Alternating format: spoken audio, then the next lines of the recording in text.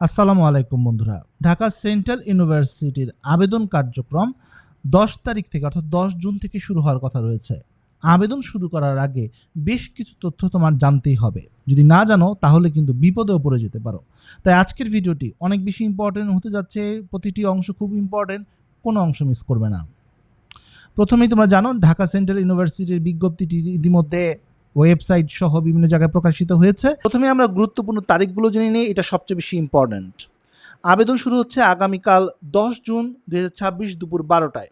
অনেকেই প্রশ্ন করেছো ভাইয়া সার্কুলারটা তাহলে কবে প্রকাশিত হতে যাচ্ছে? বন্ধুরা আজকে যেহেতু প্রকাশিত হয়নি এখনো পর্যন্ত, অর্থাৎ এই ভিডিও করা পর্যন্ত, তাহলে ধারণা করা যাচ্ছে আগামীকালকেই এই সার্কুলারটি প্রকাশিত হতে পারে, বা এর আগে যদি হয় ইনশাল্লাহ আমি তোমাদেরকে জানিয়ে দিব।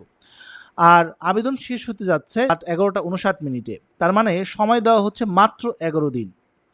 প্রবেশপত্র ডাউনলোড করতে পারবে 5 জুলাই 2026 থেকে পরীক্ষার দিন পর্যন্ত।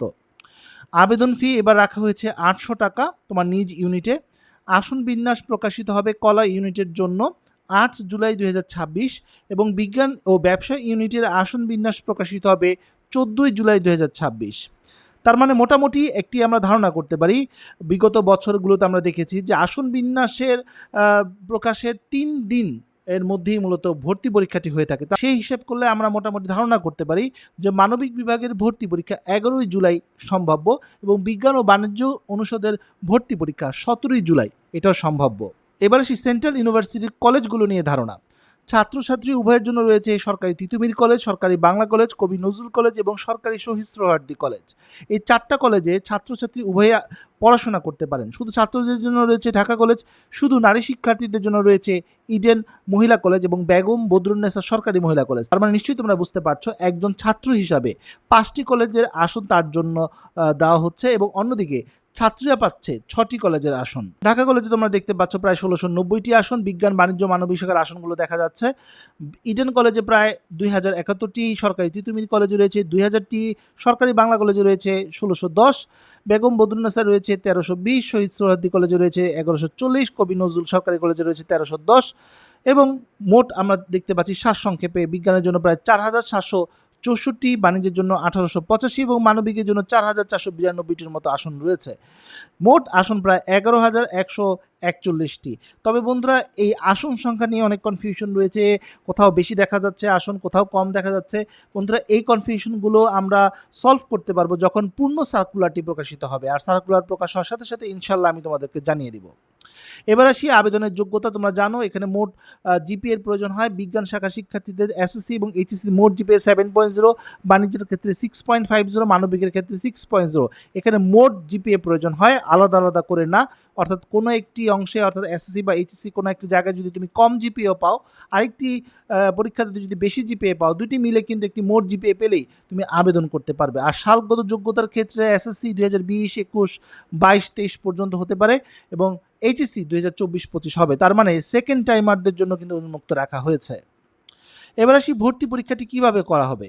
ভর্তি পরীক্ষার সাধারণ তথ্য জেনে নেই। ভর্তি পরীক্ষা 100 নাম্বার, সময় দেওয়া হবে 60 মিনিট এবং নেগেটিভ মার্কিং থাকতে পারে এবং মোট পাস নাম্বার হচ্ছে 40, ক্যালকুলেটর ইউজ করতে পারবে না। বিজ্ঞান শাখা শিক্ষার্থীরা পদার্থ, রসায়ন, ম্যাথ, বায়োলজি থেকে 25 নাম্বার করে প্রশ্ন আসবে, সেটা অ্যান্সার করতে পারবে। তবে তুমি চাইলে এইচএসসি চতুর্থ বিষয়ের পরিবর্তে তুমি বাংলা অথবা ইংরেজি যে কোনো একটা তুমি অ্যান্সার করতে পারবে, 25 নাম্বার, টোটাল 100 নাম্বার। অন্যদিকে বাণিজ্য শাখার শিক্ষার্থীরা বাংলা, ইংরেজি, হিসাব বিজ্ঞান, ব্যবসা সংগঠন থেকে 20 নাম্বার করে অ্যান্সার করবে। মার্কেটিং অথবা ফাইন্যান্স থেকে 20 নাম্বার অ্যান্সার করতে পারবে, সর্বমোট 100 নাম্বার। মানবিকের জন্য বাংলা, ইংরেজি 25 নাম্বার, জিকে থেকে 50 নাম্বার, টোটাল 100 নাম্বার। আর এখানে বিভাগ পরিবর্তন ইউনিট নেই, নিজের ইউনিটে ভর্তি পরীক্ষা দিয়ে যখন তুমি একটি স্কোর পাবে সেই স্কোরের উপর ভিত্তি করে তুমি বিভাগ পরিবর্তনের সুযোগ পাবে। এবার আসি মেরিট লিস্ট কিভাবে করবে।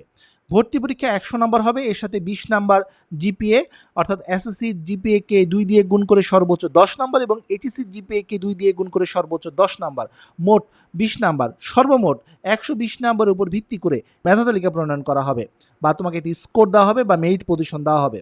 প্রশ্ন আসতে পারে ভাইয়া কত পেলে চান্স পেতে পারি। বন্ধুরা এটা সুনির্দিষ্টভাবে বলা খুবই কঠিন, কারণ কতজন শিক্ষার্থী আবেদন করছেন, তাদের জিপিএ কত, মার্কস কত এবং কিভাবে তারা চয়েস দিচ্ছেন সেটাও কিন্তু গুরুত্বপূর্ণ। তবে বিগত বছরগুলোতে আমরা দেখেছি কেউ যদি কেউ যদি জিপিএ ছাড়া 100 নাম্বারের মধ্যে যদি 50-এর আশেপাশে মার্কস পায় তার একটা সম্ভাবনা থাকে। তবে এবার যেহেতু আসন সংখ্যা কমে গেছে তাই জিপিএটা কিছুটা বাড়তে পারে, সেক্ষেত্রে স্কোর কিছুটা বেশি প্রয়োজন হবে।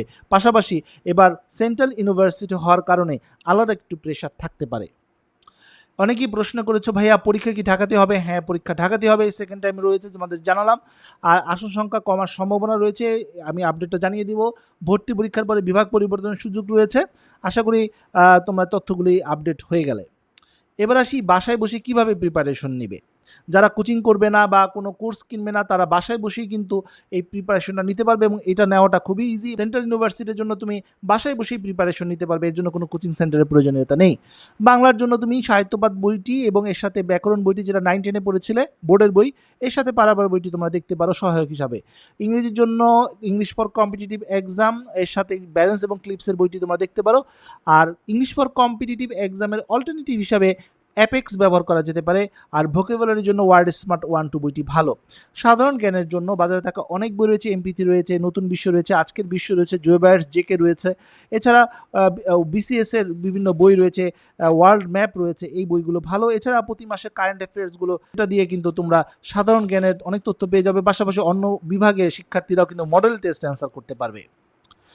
এবার আসি বিজ্ঞান শাখার শিক্ষার্থীদের জন্য। প্রথমে আসবো পদার্থবিজ্ঞান। এখানে শাহজাহান তপন স্যারের বইয়ের কোনো বিকল্প নেই, এর সাথে কনসেপ্ট বুক, এর সাথে সহায়ক হিসেবে বুলেট বইটি দেখতে পারো।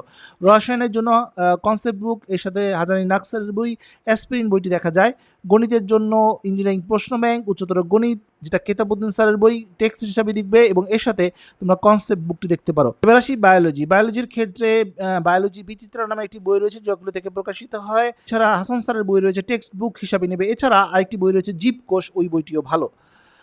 এছাড়া হিসাব বিজ্ঞানের জন্য র্যাপসের কোনো বিকল্প নেই, এর সাথে হিসাব বিচিত্রা বইটি তোমরা দেখতে পারো।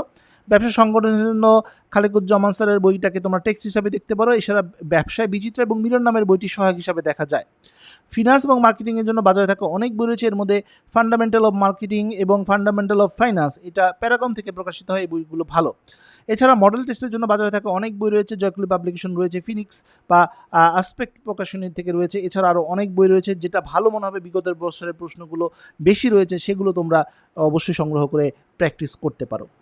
তো বন্ধুরা, এই ছিল আজকের মতো ভিডিও। আজকে আমরা জানতে পারলাম ঢাকা সেন্ট্রাল ইউনিভার্সিটির ভর্তি তথ্য নিয়ে বা আবেদন নিয়ে যে তথ্যগুলো জানাটা তোমার জন্য খুবই গুরুত্বপূর্ণ, সেই জিনিসগুলো তোমাদেরকে জানিয়ে দিলাম। আশা করি তথ্যগুলো তোমাদের কাজে আসবে। তো বন্ধুরা, যে পর্যন্ত সবাই ভালো থাকো, সুস্থ থাকো, দেখা হবে আগামী কোনো ভিডিওতে। সে পর্যন্ত আল্লাহ হাফিজ।